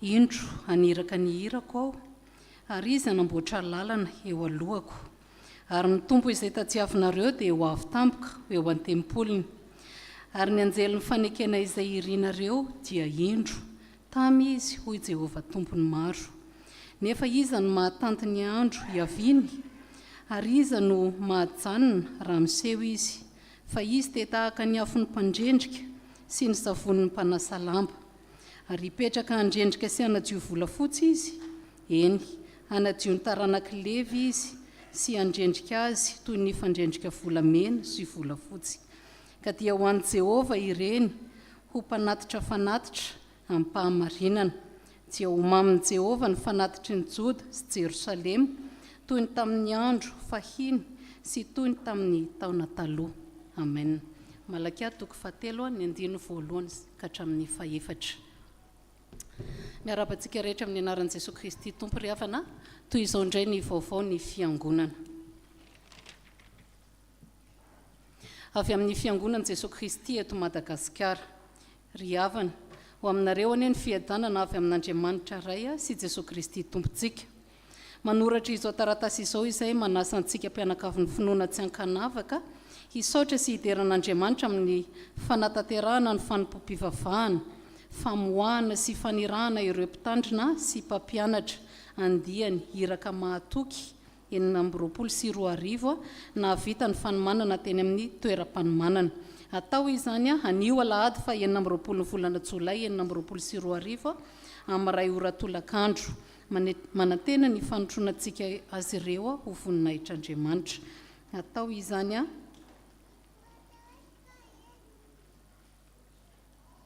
eo amin'ny kanja maitso na Tsahamanitra. Avy amin'ny fiangonan'i Jesosy Kristy eto Madagasikara, Antsakira fifampaherezana.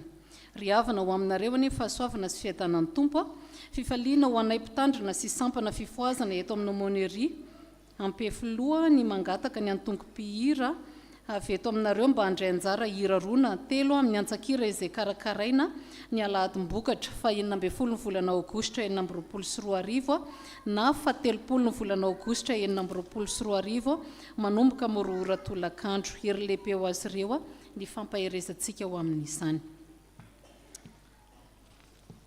Avy amin'ny fiangonan'i Jesosy Kristy eto Madagasikara, antony fangatahana hivarotra tapakila hosana Ambohijatovo fitiavana. Ampitomboina ho aminareo mandrakarivany fahasoavana mba hampiadanana avy amin'Andriamanitra raintsika sy Jesosy Kristy Tompo. Manao izao taratasy izao izay komity ny fandraisan-tanany ny mpitandrina eto aminay aumônerie protestant Saint-Soa mangataka indrindra mba hivarotra tapakira fidirana eto amin'ny fiangonana misy anareo amin'ny rindrakira ara-pilazantsara hosana Ambohijatovo fitiavana ka manaiky izay lamy mapetraka reo izahay ny amin'ny fotoana alahady iray na 7 volana Jolay na ny 20 volana Jolay izany 2022. Manao veloma aminareo amin'ny anaran'ny Tompo.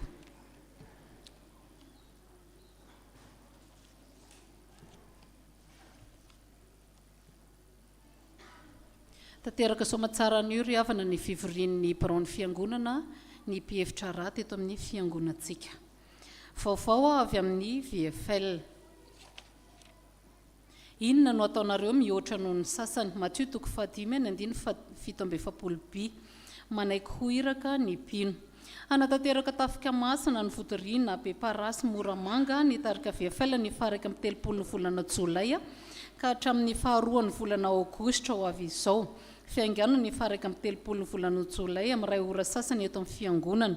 Anio ariva kosa dia miombona sy manohana ny fiderana mampiray ao amin'ny FJKM manaro-tsofinoana ny vetso ny folo alinda.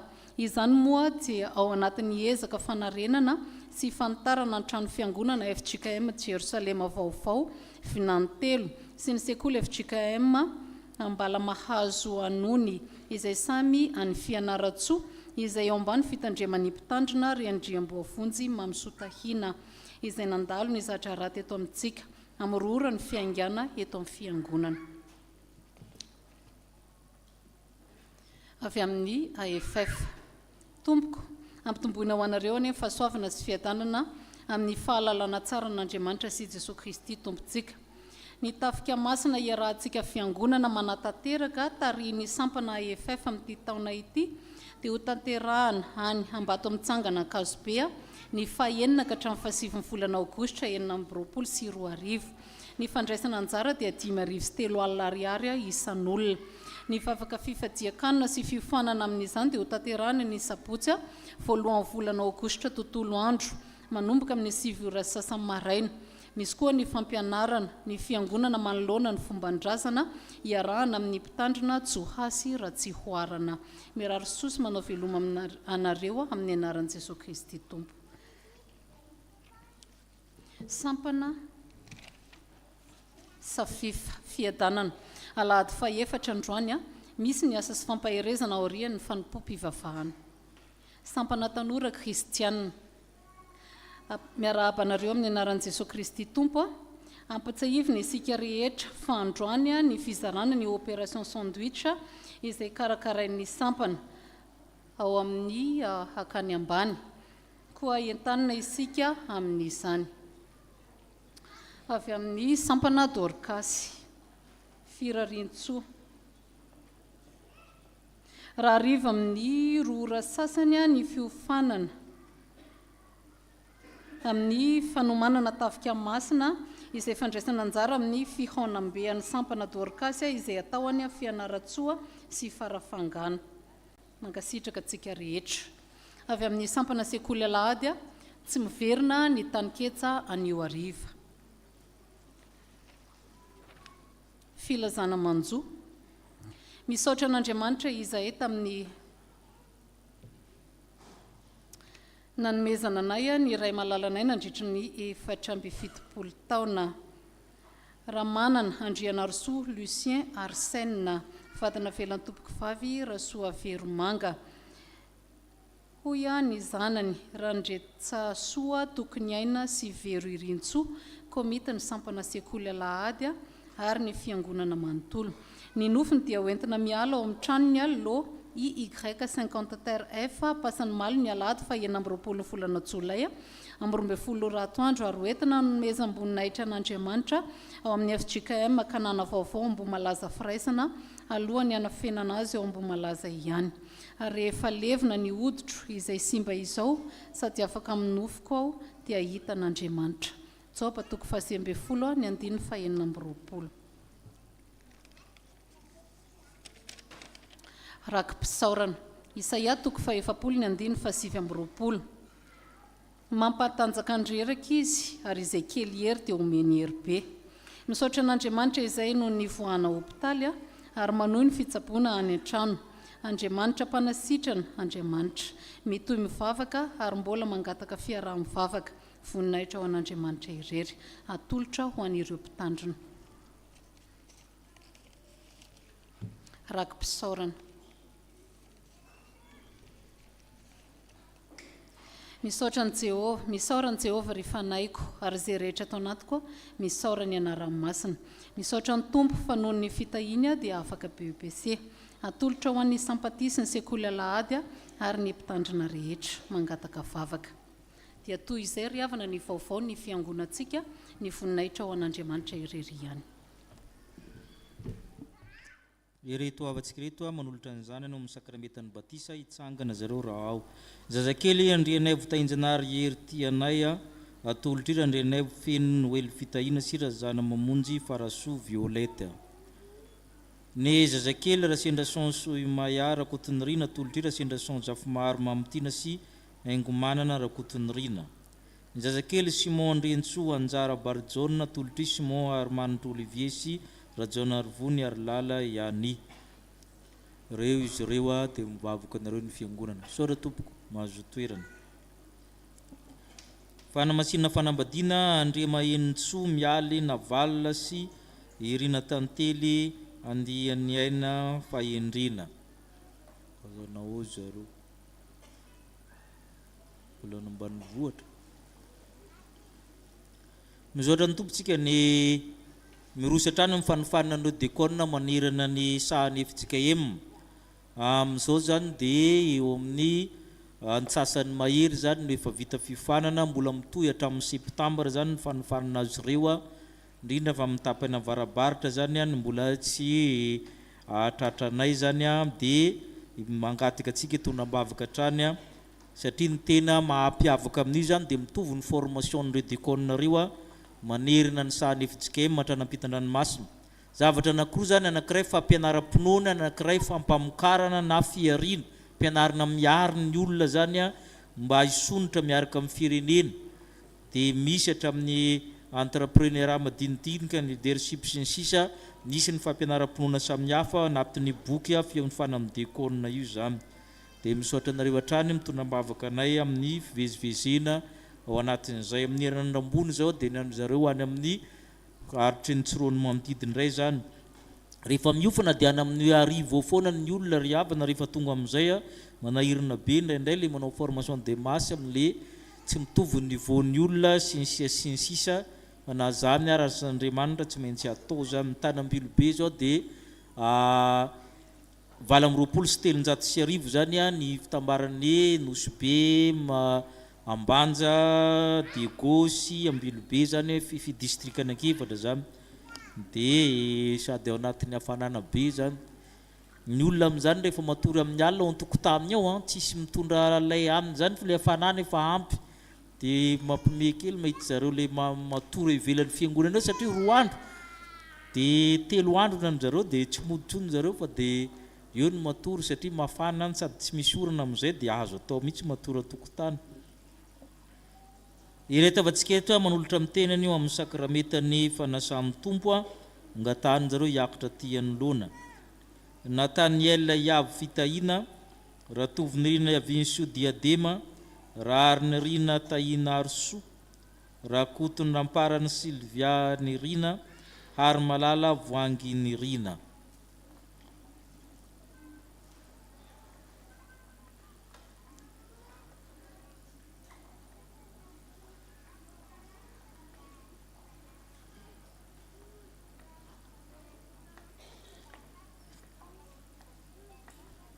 ivavaka isika misaoranao zay Andriamanitra noho ny amin'ny reto vokatra omenao irahanao mba ho isan'ny mpanefana san'ny tompo ny mpandray dia olon-dehibe mahatratra ny ohatry ny finoana afaka mitory amin'ny hafa mitarika ny hafa afaka miantoka olona mibatisa afaka manao mpitandrina mpitoroteny dekorina mpiandry ka zava-dehibe amin'ny fiainan'ny tsirairay zany nanolo-teny izy ireo aka mbo ekenao satria ianao ny mpanamasina ianao nanomana azy ho amin'izany fanokanana masina izany izay ny fidinao dia ianao no manindry ta io ny ankonany mba izy fiantraikanao ny fisian'ny mpandrefana san'ny tompo vaovao misy fiovana fandrosoanao amin'ny tsaratsara kokoa ara-pandrosony sampana misy azy sy ny fiangonana misy azy izy ireo arak'izay fanirahano azy tsirairay satria izay rehetra dia irahanao avokoa amin'ny anaran'i Jesosy Kristy irery aminy amen mahazo toerana ianareo raha misy manana ny zavatra tarainana zany tsy hanokanana azy ireo dia mandana amin'ny pastera ao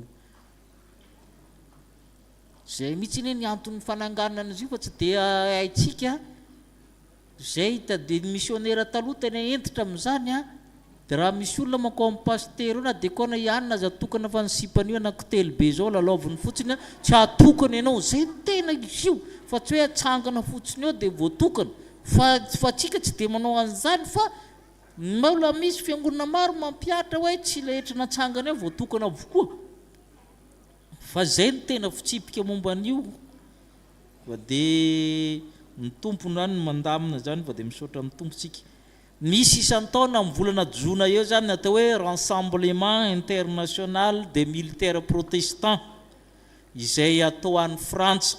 Izy io zany nisy talohan'ny Lourdes, io nisy talohan'ny Lourdes. Izy io zany afaka mandeha zany na miaramila na fianakavian'ny miaramila na mpiangona chapelle. Efa misy taona 2-3 zany tsika 5 na tonga solotena tany foana. Dia ny solotenantsika farany teo zany angatahana zany izy hiakatra eto ny solotena na zava fofoya nataony zareo dia nisy zavatra koa zany nentin-jareo avy aminy zany.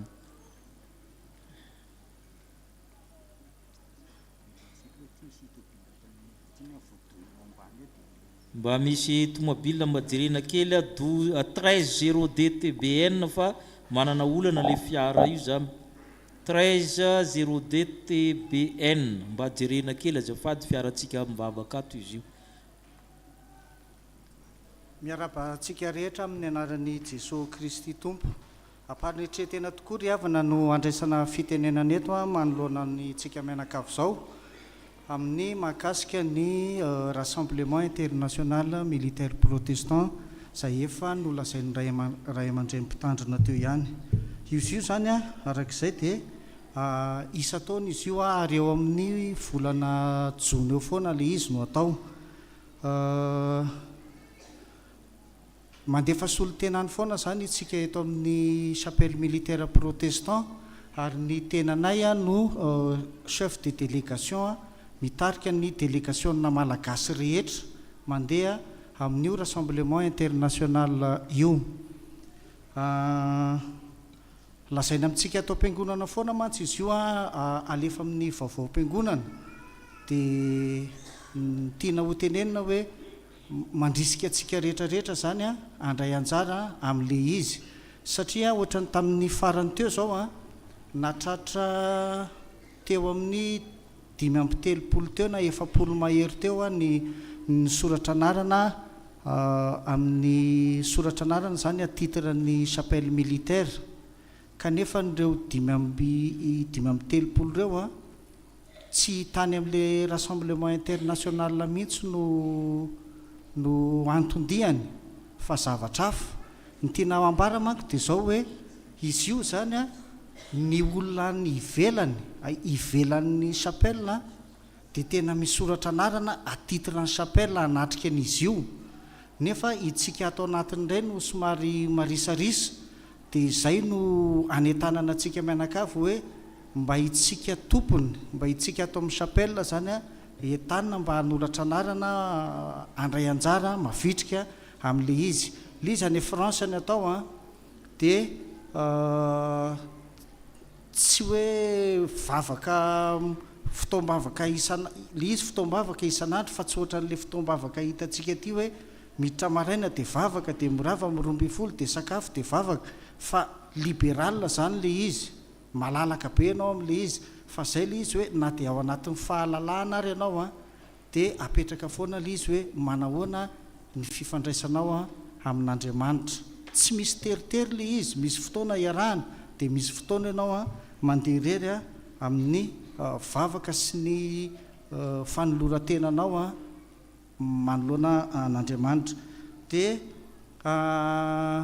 mamelahana reo zany anonona nyreto solotenan'ny chapelle reto nanatrika ny RIMP 2026 tany Aganiary. Tena mpanetretena ry havana nanaovana azy dia itsika rehetra zao koa mba entanina isoratra anarana amin'ny herintaona ohatr'izao dia mba ho vakiana eto ny anarantsika tsirairay hoe reto zay nandeha namonjy an'izany rassemblement international militaire protestant zany. Ny voalohany amin'izany dia ny tenako amin'ny maha chef de délégation ana raha ao reto olona manaraka reto dia iangaviana mba hitsangany eny toerana azafady indrindra tompoko. Dia manaraka azy ao madame Razafindramala Asinarsoa, i Nathaniel ina Fenositraka, Rakotonaivo Tiko, raha ary vololona Pilcherie Micheline Enivato, madame Andriana Solondraibe Malala Arvony, Ratsimbazafy Mandamahery, Ratsimbazafy Mandatina, Andrianarso Tojoniaina, reo zany a no solotenany chapelle nandray anjara tamin'ny rassemblement international tamin'ity taona ty mankasitraka anareo tompoko eto tompoko dia manentana foana izahay a misorata anarana zay 5 teneniko teo zay a olonafa mihitsy tena hatrany a farafangana morondava tuliara mazanga zay a le olona tonga teto ny soratra anarana tamin'ny anaran'ny chapelle militaire Ivato dia jereva amin'izany hoe ny olona hafa any mahita an'le izy a tonga ty mihitsy nefa tsika atao anatiny a tsy mandray anjara amin'le izy fa dia manantena antsika zany a amin'izay a fisoratana anaran'izay rehefa tany moa ny tenanay a dia nandray anjara tamin'ny fifaninanana fanatanjahantena dia nitondra an'izao a vokatra izao.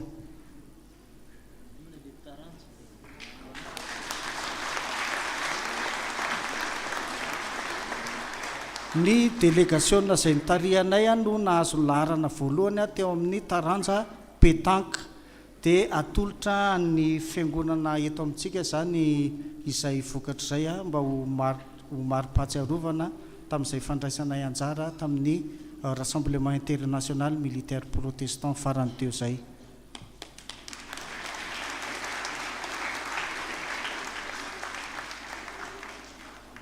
Mankasitraka indrindra tompoko dia ny voninahitra ho an'Andriamanitra rery ihany a tamin'izay rehetra natao. Saotra tompoko. Le rassemblement international io zany a misy vavaka fotokanam-bavaka fampianarana soratra masina fialam-boly a tahaka ny reny fionam-be reny le izy dia any Frantsa renao rehefa mangataka visa dia omeny ianao a aoriany le fety ianao a vao mamonjy ny havanao misy mahazo 2 volana 2 volana 3 volana ny olona ary izareo zany a manamora an'le visa fa mitandrina fotsiny amin'le tenenin'ny colonel teo a mba tsy olona fosika zany no makany zany a fa manjary mahabedy zany amin'ny ambasady eo satria nisy fotoana izy nidiran'ny olo-kafa tsy mivavaka akory le olona dia tratra teo amin'ny ambasady hoe nareo ka la mandefa olona fotsiny mahatonga le chapelle soratany olona manko satria any miaramila ny chapelle ka na miaramila avy any farafanga izy afaka misoratra ty foana satria zay ny lalàna ny monirie dia ampahafantarina antsika fa isaky ny volana juin tsy miova misy foana isa-taona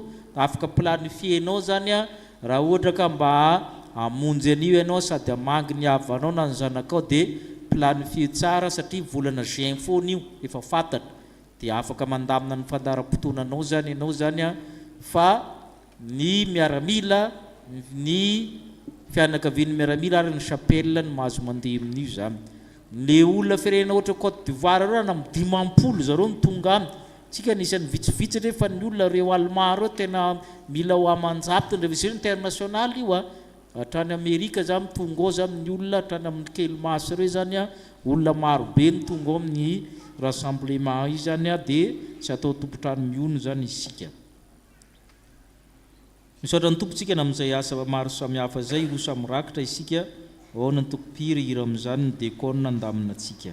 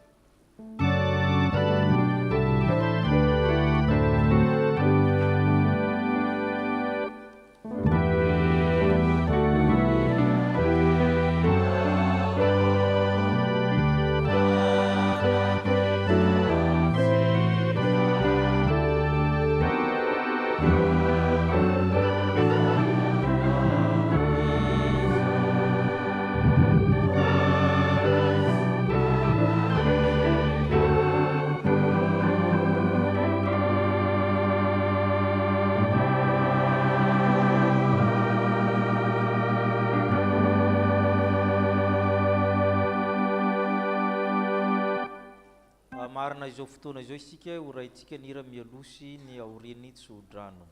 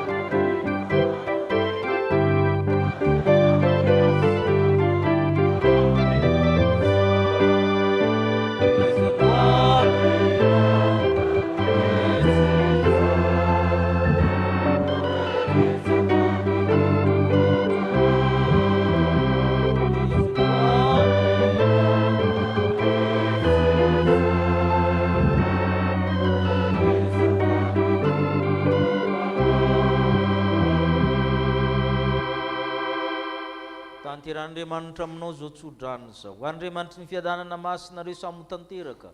Ho arovana avokoa ny fananareo, ny ainareo, ny tenanareo tanteraka tsy hanantsina amin'ny fiavian'i Kristy tompontsika. Ho tahina raha mandeha, ho tahina raha mitoetra, ho tahina raha miditra, ho tahina raha mivoaka ny tokantranonareo. Ka ny fahasoavan'i Jesu Kristy, ny fitiavan'Andriamanitra ray, fampiraisana amin'ny fanamasina, ombanareo mandrakariva. Amen.